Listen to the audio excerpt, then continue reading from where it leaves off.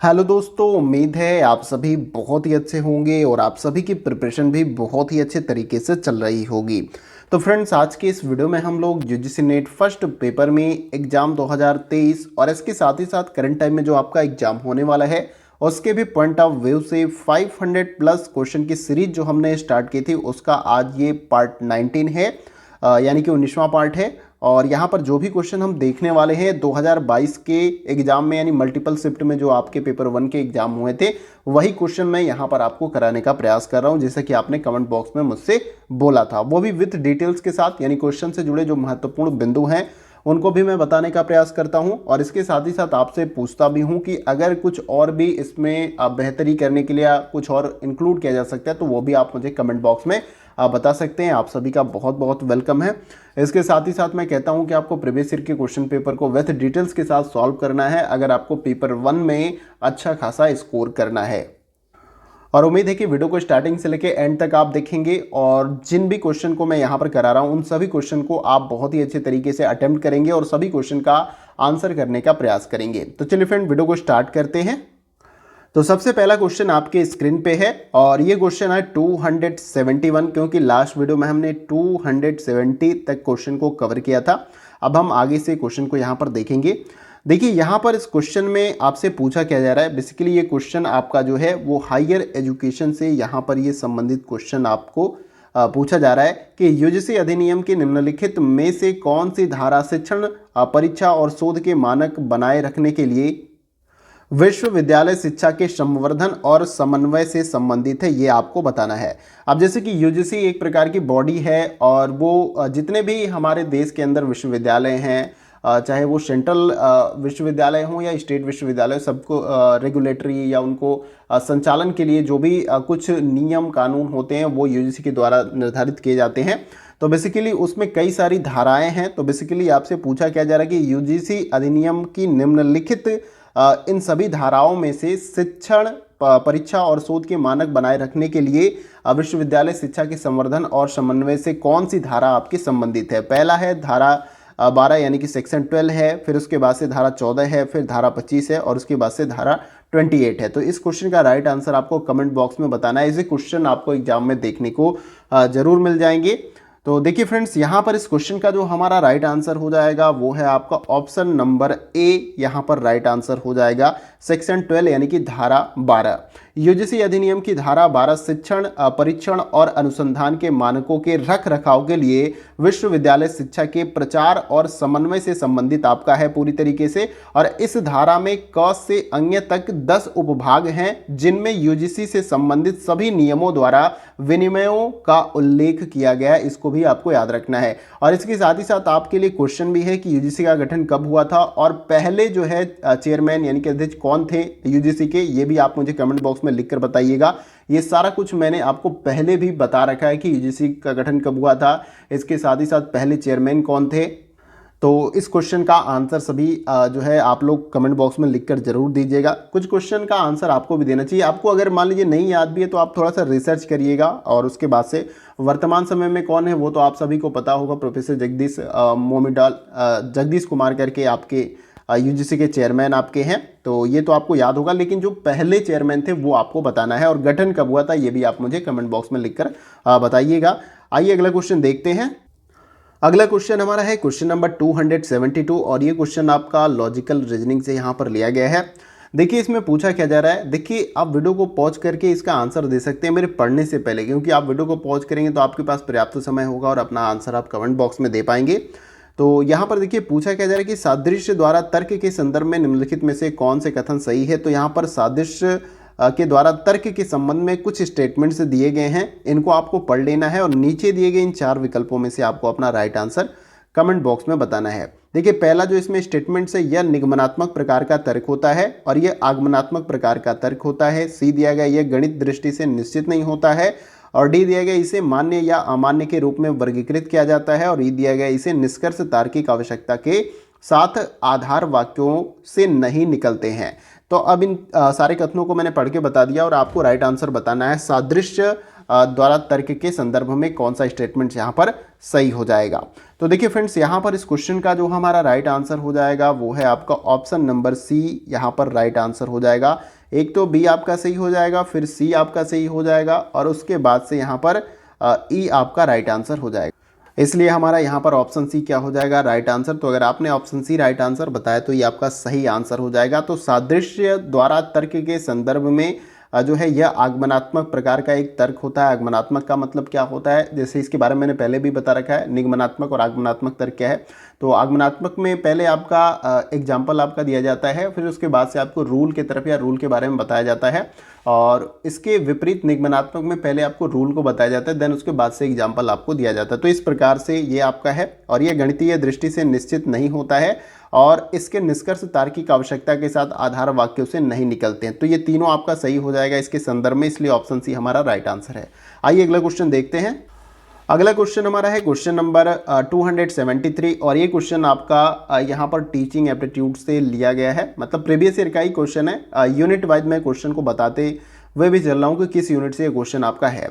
तो यहाँ पर पूछा क्या जा रहा है कि एडवांस ऑर्गेनाइजर मॉडल के लिए क्रिया के सही चरण को जो है आपको पहचानना है। तो यहाँ पर एडवांस ऑर्गेनाइजर मॉडल के अनुसार कुछ स्टेटमेंट्स यहाँ पर दिए गए हैं, इस क्रिया को सही चरण में जो है आपको लगाना है। देन उसके बाद से नीचे दिए गए इन 4 विकल्पों में से आपको राइट आंसर कमेंट बॉक्स में बताने का प्रयास करना है। तो ये भी काफ़ी अच्छे लेवल का क्वेश्चन है, इसका राइट आंसर आप सभी कमेंट बॉक्स में जरूर दें। देखिए यहाँ पर इस क्वेश्चन का जो हमारा राइट आंसर हो जाएगा वो है आपका ऑप्शन नंबर सी, यहाँ पर क्या हो जाएगा, राइट आंसर हो जाएगा। एक तो आपका बी यहाँ पर सही हो जाएगा, उसके बाद से डी हो जाएगा और उसके बाद से ई यहाँ पर राइट आंसर हो जाएगा।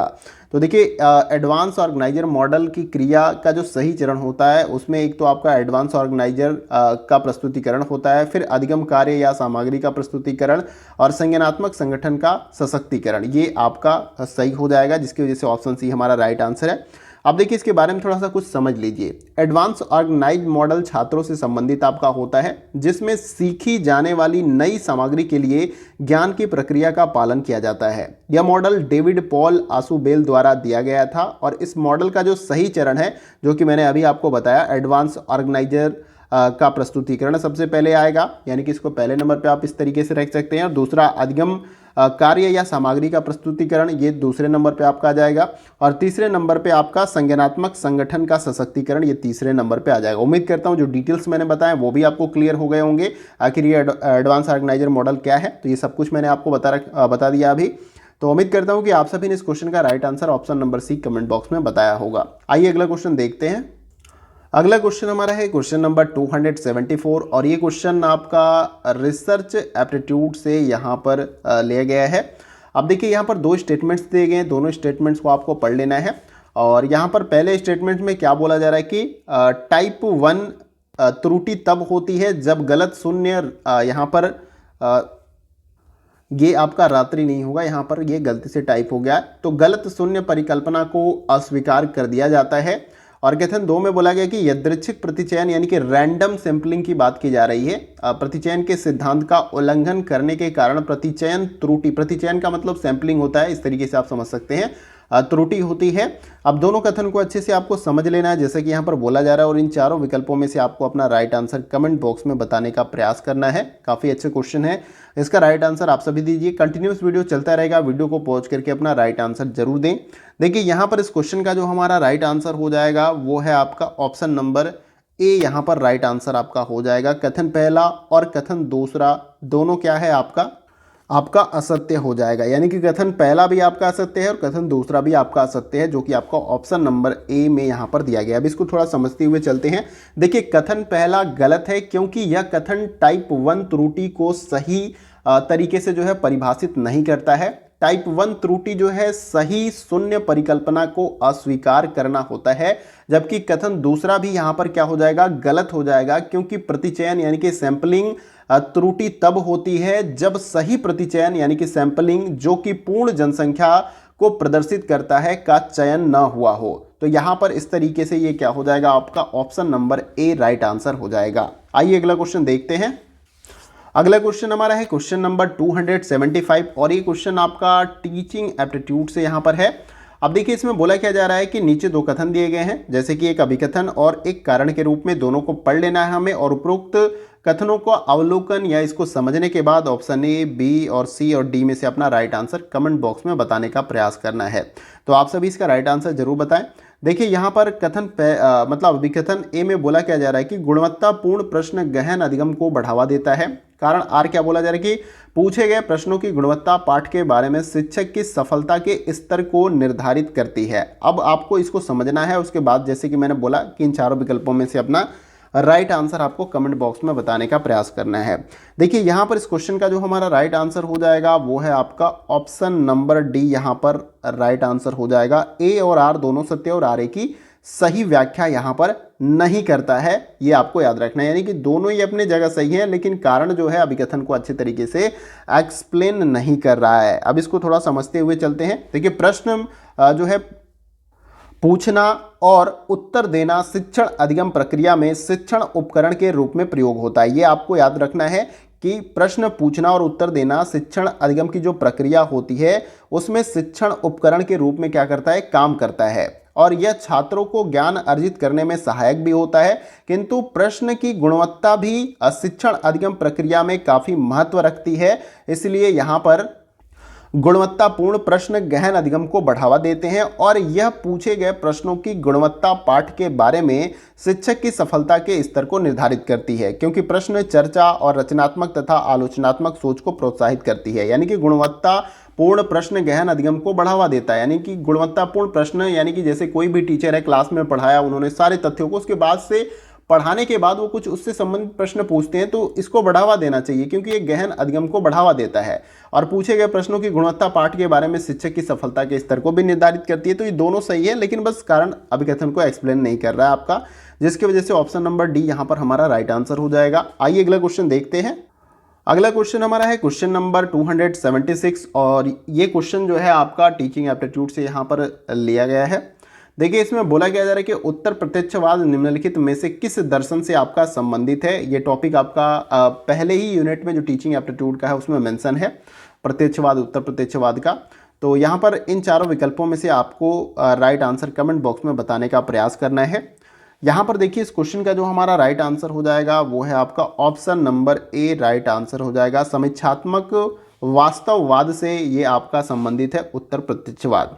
प्रत्यक्षवाद जो है समीक्षात्मक वास्तववाद दर्शन से आपका संबंधित है, क्योंकि एक समीक्षात्मक वास्तववाद दार्शनिक का मानना है कि सोच से स्वतंत्र एक वास्तविकता होती है जिसका विज्ञान अध्ययन कर सकता है, और उत्तर प्रत्यक्षवाद सम आलोचन और शोधन करता है, शोधन नहीं, संशोधन करता है आपका। ठीक है, तो इस तरीके से आप इसको समझ सकते हैं। तो बेसिकली उत्तर प्रत्यक्षवाद इन सभी विकल्पों में से किस दर्शन से संबंधित है, तो समीक्षात्मक वास्तववाद से, ये आपको याद रखना है। तो ऑप्शन ए हमारा क्या हो जाएगा, यहाँ पर राइट आंसर हो जाएगा। आइए अगला क्वेश्चन देखते हैं।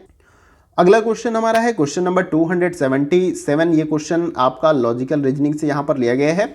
अब देखिए इसमें पूछा क्या जा रहा है कि नीचे दिए गए तर्क में कौन सा दोष है, ये आपसे पूछा जा रहा है। तो एक यहाँ पर कथन दिया गया और पूछा जा रहा है कि कौन सा यहाँ पर तर्क दोष है, आपको बताने का प्रयास करना है कि सभी पालतू जानवर घरेलू जानवर होते हैं, कोई यूनिकॉर्न घरेलू जानवर नहीं होता है, ये भी एक प्रकार का जीव ही है, और इसलिए कुछ यूनिकॉर्न पालतू जानवर नहीं है। अब इन कथनों को आपको समझ लेना है और उसके बाद से बताना कि किस प्रकार का ये आपका तर्क दोष इसमें हो जाएगा। ऑप्शन ए, बी और सी और डी में से आपको राइट आंसर बताना है।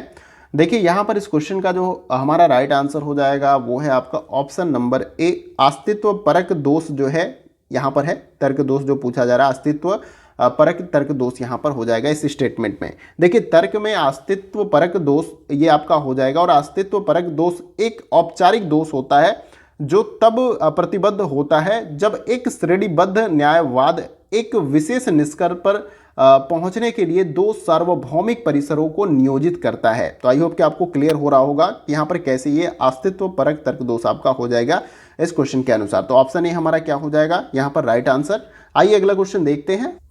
अगला क्वेश्चन हमारा है क्वेश्चन नंबर 278 और ये क्वेश्चन आपका हायर एजुकेशन से यहाँ पर लिया गया है। अब देखिए इसमें पूछा क्या जा रहा है, स्टेटमेंट्स के फॉर्म में अभिकथन और कारण यहाँ पर दिया गया, और इसको समझने के बाद ही आपको अपना राइट आंसर कमेंट बॉक्स में यहाँ पर इन चारों विकल्पों में से देना है।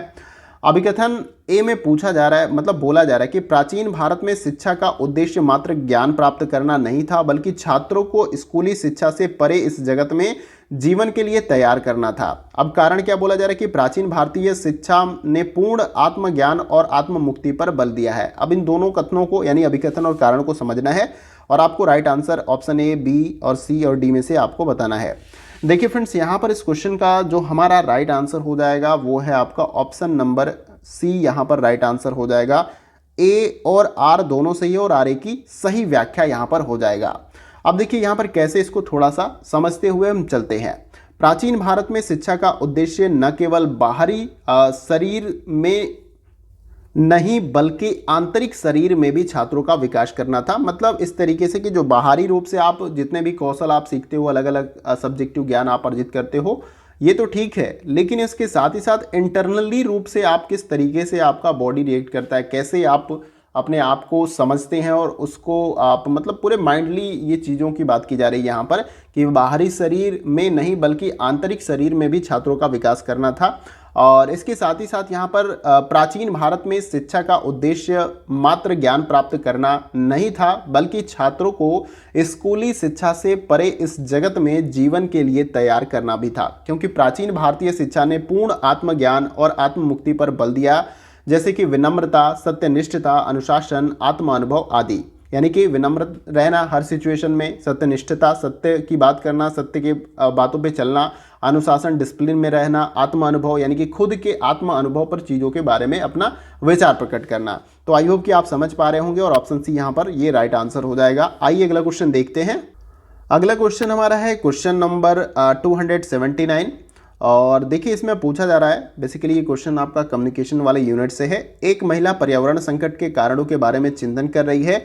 वह मुद्दे को जानने के लिए विभिन्न चरों के बीच संबंध स्थापित करने के बाद और प्रयास कर रही है। यह परिदृश्य में विचार का उदाहरण है। किस प्रकार के विचार का उदाहरण है, ये आपको इन चारों विकल्पों में से बताना है। कमेंट बॉक्स में अपना राइट आंसर जरूर बताएं। देखिए यहाँ पर इस क्वेश्चन का जो हमारा राइट आंसर हो जाएगा वो है आपका ऑप्शन नंबर सी। यहाँ पर राइट आंसर हो जाएगा संप्रेषण अंतः वैयक्तिक विचार का ये क्या है आपका उदाहरण है। देखिए यहाँ पर आपको समझ लेना है कि एक महिला पर्यावरण संकट के कारणों के बारे में चिंतन कर रही है। इस तरीके से आप जैसे कि क्वेश्चन में आपका दिया गया है, वह मुद्दे को जानने के लिए विभिन्न चरों के बीच वेरिएबल जो है चरों के बीच संबंध स्थापित करने के बाद विचार और प्रयास कर रही है। यह परिदृश्य अंतः वैयक्तिक संप्रेषण का एक एग्जाम्पल या आपका उदाहरण है, क्योंकि अंतः वैयक्तिक संप्रेषण स्वयं से संप्रेषण करना आपका होता है, जो स्वयं से बातचीत, विचार, कल्पना, स्मरण और स्मृति आपका हो सकता है। तो उम्मीद है कि आपको संप्रेषण अंतर्वैयक्तिक या अंतर्वैयक्तिक संप्रेषण आपको यहाँ पर समझ में आ गया होगा। अब देखिए ये ऑर्डर उल्टा हो गया है, पहले अंतः वैयक्तिक संप्रेषण आपका होना चाहिए, संप्रेषण जो है आपका आगे होना चाहिए, प्रेषण आपका ये आ गया आपका अंतर्वैयक्तिक संप्रेषण। उम्मीद करता हूँ आपको समझ में। देखिए इतना सारा क्वेश्चन टाइप करने में थोड़ा सा इधर उधर हो जाता है, बाकी ये आपका ऑप्शन राइट हो जाएगा। तो ऑप्शन सी अगर आपने राइट आंसर बताया तो ये आपका सही आंसर हो जाएगा। आइए अगला क्वेश्चन देखते हैं। अगला क्वेश्चन हमारा है क्वेश्चन नंबर 280 और ये क्वेश्चन हमारा वीडियो का लास्ट क्वेश्चन होगा। देखिए ये क्वेश्चन आपका कम्युनिकेशन वाले यूनिट से लिया गया है। सफल संप्रेषण के लिए सही अनुक्रम की पहचान करना है, यानी कि अगर आप इफेक्टिव संप्रेषण यानी कम्युनिकेशन करना चाहते हैं तो उसका अनुक्रम क्या होना चाहिए, ये आपको इन चारों विकल्पों में से बताने का प्रयास करना है। तो आप सभी कमेंट बॉक्स में अपना जवाब जरूर दीजिए कि इस क्वेश्चन का राइट आंसर क्या होगा। तो देखिए फ्रेंड्स, इस क्वेश्चन का जो हमारा राइट आंसर हो जाए वो है आपका ऑप्शन नंबर ए, यहाँ पर राइट आंसर हो जाएगा। ऑप्शन नंबर ए क्या है यहाँ पर आपका राइट आंसर हो जाएगा। यहाँ पर सफल संप्रेषण के लिए जो सही अनुक्रम होगा आपका प्रेषक, जिसको यहाँ पर सेंडर बोला जाता है इंग्लिश में। फिर उसके बाद से दूसरा जो आपका इसमें क्रम होगा संदेश का कूट संकेतन करना, जिसको इंग्लिश में इनकोड मैसेज बोला जाता है। फिर चैनल यानी कि कौन सा माध्यम है, चैनल को इंग्लिश में चैनल ही बोला जाता है। फिर संदेश का विसंकेतन यानी कि डिकोड मैसेज इसको इंग्लिश में बोला जाएगा। फिर उसके बाद श्रोता या प्राप्तकर्ता आप कह सकते हैं, आपका अगले नंबर पे श्रोता या प्राप्तकर्ता आपका हो जाएगा। फिर उसके बाद से आपका फीडबैक आता है। तो ये आपका सफल संप्रेषण का एक सही अनुक्रम है, इसे आपको याद रखना है। और इसके साथ ही साथ कुछ महत्वपूर्ण बिंदु ये भी है कि संप्रेषण बोलकर, लिखकर या अन्य किसी माध्यम का उपयोग कर एक स्थान व्यक्ति या समूह से दूसरे स्थान व्यक्ति या समूह तक सूचनाओं का आदान प्रदान या हस्तांतरण करना आपका होता है। और जो सफल संप्रेषण का मैंने सही क्रम बताया, इसको आपको याद कर लेना। ये क्वेश्चन आपको पूछ लिया जाएगा एग्जाम में किसी भी तरीके से मॉडिफाई करके। तो यहाँ पर आज का सेशन हमारा कंप्लीट होता है। उम्मीद करता हूँ कि आपको ये सेशन पसंद आया होगा और जितने भी क्वेश्चन यानी कि 10 क्वेश्चन हमने यहाँ पर किए, तो इन 10 क्वेश्चन में से आपके कितने क्वेश्चन राइट हुए ये आप कमेंट बॉक्स में मुझे लिखकर जरूर बता सकते हैं। और इसके साथ ही साथ कई सारे कमेंट भी आ रहा था मॉर्निंग से कि सर आज क्या संडे, तो इसके वजह से वीडियो आज की नहीं आएगी। नहीं, मैं प्रयास कर रहा हूँ, डेली आपको वीडियो मिलेगी। थोड़ी सी देर या मतलब देर हो सकती है क्योंकि बहुत सारे और भी काम होते हैं।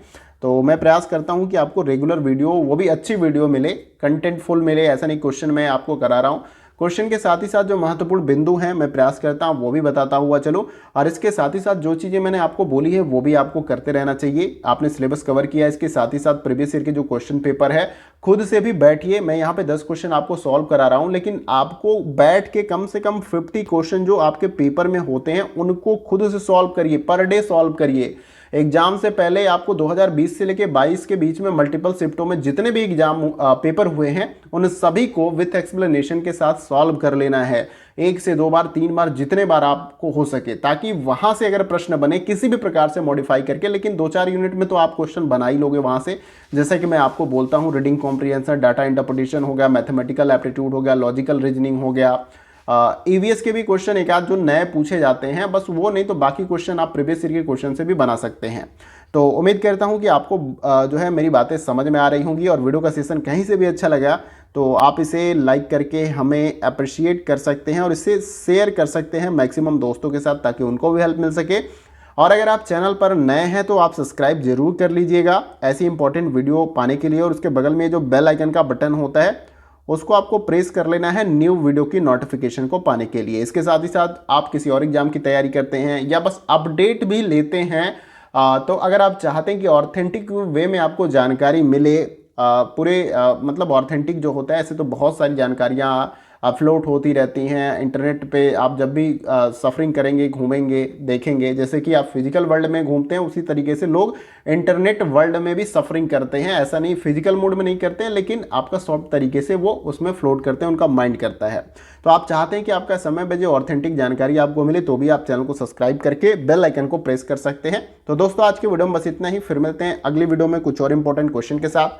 तब तक के लिए जय हिंद, जय भारत।